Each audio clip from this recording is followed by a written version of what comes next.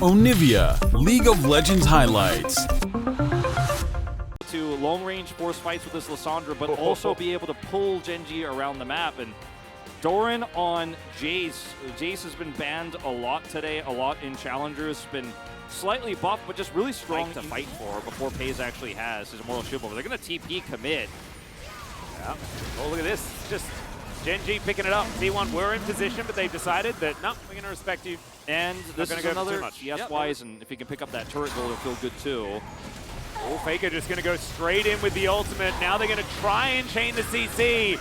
Doran will go down, but now Peanut, can he actually get the tidy up? Goes for the easier target there. Does manage to lock down the kill in the end as Faker gets himself out. Grand challenge issued here onto Peanut.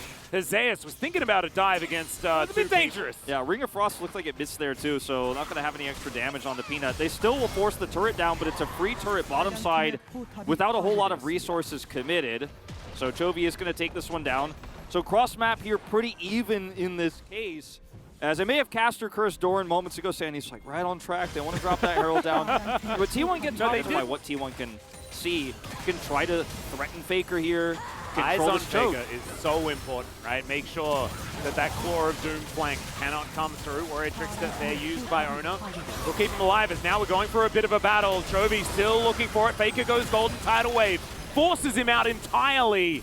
Carrier's been so good at these defensive waves. As soon as he presses that button, it feels like Gen.G are always forced to just back away. But this time they're backing away to a critical objective. Second Drake for them of the game. Faker does not have Zhonya's. Everfrost is coming back online. He should have his E here very soon, if not already. But I think Gen.G pretty much have this one unlocked. Well, there we go. Cease and desist does come down. Orbit Deception, massive damage. Ona trying to get himself out. Does have another Cyclone. As in the meantime, we've got the Fiora locking down the kills. Pays now flashing forward, looking for some more. Gonushi's going to run away. Has he overextended? The answer's no. He dashes over the wall, but still unable to get these clean-up kills. Chovy and Peanut both traded for just Ona. T1 will take that. Carrier gets another amazing Aqua Prison. Again. He just stops the follow-up here. Chovy gets punished instantly. And Pays, even with the low health bars, he just doesn't have a front line. And no! Faker just flashes in. The Everfrost is extraordinary! And neither of them can play the game. That was beautiful! I mean, Faker just snapped Gen.G over his knee. He just can't keep chasing. There's no front line for him. There's no traditional tank here. It's a Jace. The comp is very awkward. And this one, Faker just goes, snap, bam. Yep. Oh my goodness, that slight movement to get the gorgeous angle of the Everfrost, just amazing. Chovy now trying to escape this one, not going to be able to do so. The Frozen Tomb does come through. Doran wants to try and take down Zeus to at least trade one back. They will be able to get that one. Wild Growth onto the Jace, but he just gets culled. And Gen.G unable to rotate down in time. Still, the gold is even. Yeah.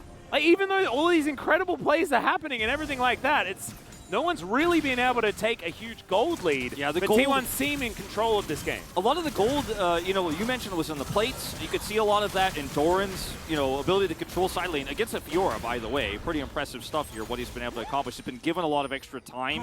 He's got a 40 CS advantage. I think that's part of why Gen.G still holds technically a gold lead very slightly here. Pays, this is not where you want to be. Yeah, that is absolutely not it. That is the chain of CC, Lissandra, and as well paired with the Aqua Prison that is then so easy to land. A little bit of a rookie mistake. They are spotted. Chovy right in the area. Let's see whether he can actually stop them here as Faker's Claw now on cooldown. Doran Shock Blast. First one going to miss. Extendo Beams coming on in there as well as they dive forward. Cyclone is fantastic. Doran's the one that's Wild Growth, and you can see Chovy just evaporates. He was there, and then immediately he was not. As now T1 just back off towards the Baron once again. Faker still has an exhaust. So if there's going to be a Zeri moment, she's going to be tired halfway through. Yeah. That Shock Blast is dangerous though. Still, Faker's going to come on forward. Peeling off. They do not want to go for any sort of 50-50 as Peanut off towards the side. Has to Vault Breaker, but there is the Zeri ultimate, and there goes the Zeri entirely. T1, they just find these little moments after moment. And once again, they're able to win out the team fight. Zeus now chasing down the last couple of members. Delight forced to try and get underneath this turret, but I think Zeus is going to lock him down. There it goes, the weak point. Most certainly exactly that. 12-3 now in kills. This game has ballooned out of control for Gen.G. It was so close for so long. 0 kills, a trade of Drakes.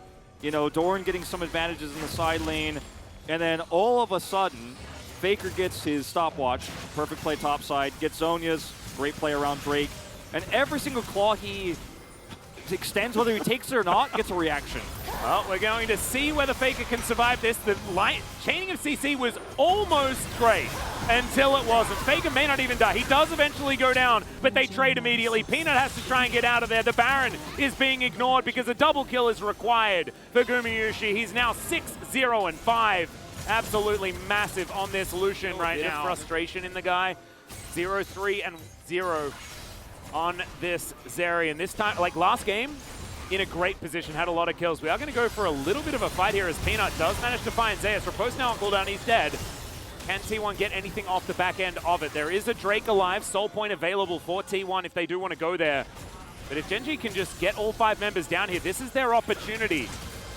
And even though Zeus isn't necessarily a huge team fight threat for this composition, he still certainly is a big thing missing now from T1's composition. Oh, the charm connects onto Gumayusi. Tidal Wave once again getting triple value here as Gen.G are just going down so low pace. Gets Wild Growth. It's the only reason why he survives is now Peanut is just fighting against Faker, trying to get him off this flank. As Doran now just going to get taken down. Ona doing so much damage alongside Gumayusi on this Lucian. Chovy now will find Faker. They'll get at least one. No, they won't. Never mind. I tell a lie. He's just going to make sure that he survives. Self-ults, get a bunch of health back. Still has Zhonya's, by the way. Yeah. So I don't know why I was...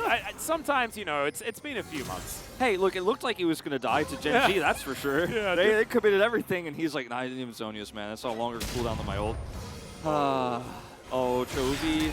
Oh, that's a really nice repose. Zeus sees Chovy just briefly. His ghost is coming up. Yeah, Everfrost going to be dashed out of, so... This game, man, it just went from 100 to 0 to 100 rather for T1 so quickly. I mean, 0-0 for the longest time. We went 1-1, and now it's also got a BS sword as well, just hanging out next to it. Shock Blast is going to reveal that this Baron is not long for the world. Gen.G might have some sort of opportunity for a steal, but you can see that Peanut is pretty far away, and there it goes. Ona gets over the wall. Peanut just going to press the button. The flash forward from Faker to try and dedicate himself to the fight. Now it might be an opportunity for pace. He picks up the first one, but Zeus has found the backline. Riposte is fantastic against the stun as Peanut gets himself out, and Zeus says, nah, that's my double kill, and that is no Zeri certification for you, Gen.G. They're going to have to run away from this one as well. The Baron now in their hands, and a Baron in the hands of a Fiora is a very dangerous prospect if you're up against it. Gen.G's composition is just so complex. We talked about the nuances of how you have to play this one out, and there's just too many threats on the side of T1 and this far ahead. No matter how perfectly you play, you're not going to have a winning team fight at this stage, and they're not playing it out perfectly. There's still some holes in terms of the synergy and the communication here. Doran played it well, dodged the initial tidal wave with his Ghost Blade, but dies instantly anyways. Paze can't do much alone. And everybody is both so dangerous, but also so unkillable on the side of T1 right now. Immediately, as soon as they had an opportunity to. And as you can see, Paze just hasn't had the ability to play the game. And that's, of course, as Doran is getting killed on the top side of the fight. You know, Peanut has to stopwatch, can't heal. And I mean, Delight tries to set up a Shirelius here, but can't catch anybody. Gumayushi's taking matters into his own hands here as Chovy has to dash, get himself out of this fight. But Paze left out on his own. Another Cyclone's just gorgeous. That's going to be the end of Peanut. And these Nexus turrets are not long for the world. Another kill comes in as Doran, he goes back to base and watches it explode. Chovy goes golden on the fountain. Faker's going to join him there right as the Nexus goes down. T1 2-0 revenge against the defending LCK champions.